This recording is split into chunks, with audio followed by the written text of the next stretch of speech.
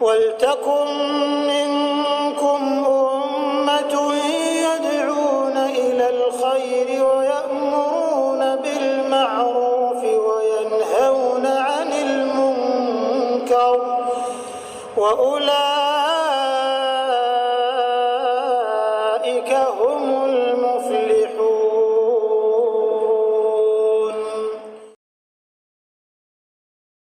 Sekarang saya berikan teori dasar sebentar ya, sebagai pemahaman kita, dan biasakan untuk memahami segala sesuatu dengan baik ya. Satu, penyakit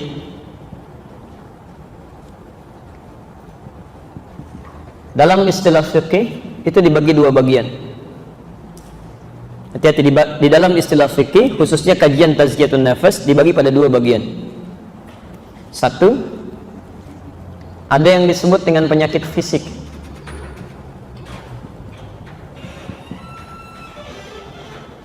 Pelan-pelan ya, penyakit fisik ya, sakit kepala, sakit kaki, sakit perut itu fisik. Penyakitnya disebut dengan daun. Saya tuliskan daun, penyakit fisik. Obatnya disebut dengan dawa, namanya dawaun. Kalau Anda umrah ya atau haji menemukan tulisan dawa, itu artinya obat ya. Sekarang perhatikan tuntunan sunnah ya dari Nabi SAW. Ada seorang sahabat sakit fisiknya ya, terkena penyakit fisik, kemudian mengadu pada Rasulullah, ya Rasulullah, mohon berdoa, mintakan supaya saya disembuhkan. Apa jawab Nabi? Ini yang paling menarik, ini sunnahnya. Kata Nabi, idzhab ila tabib. Berdoa bagus, tapi kemudian kata Nabi pergi ke dokter ya, tabib dalam bahasa Arab disebut dengan tabib ya.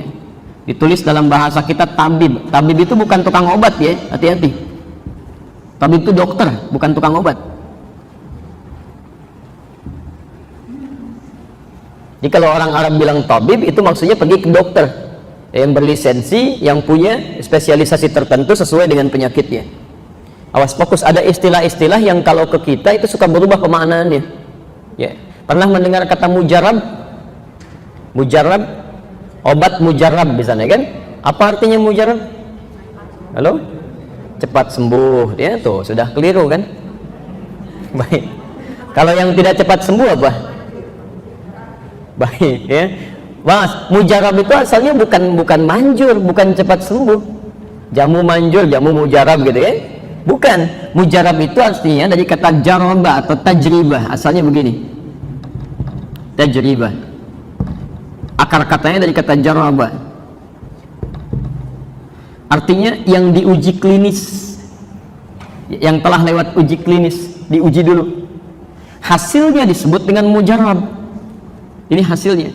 Jadi obat mujarab itu maksudnya obat yang telah diuji secara klinis dan terbukti memang ada dampak baik ya bagi orang yang mengkonsumsinya.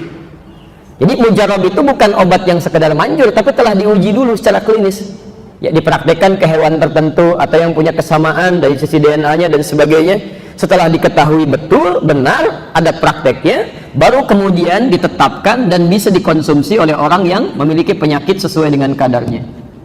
Jadi bukan manjur ya, hati-hati. Ada mungkin tukang jamu atau tukang obat yang lainnya mengatakan jamu mujarab, tapi belum pernah diuji. Mungkin Anda yang jadi uji cobanya gitu ya. Baik, jelas ya?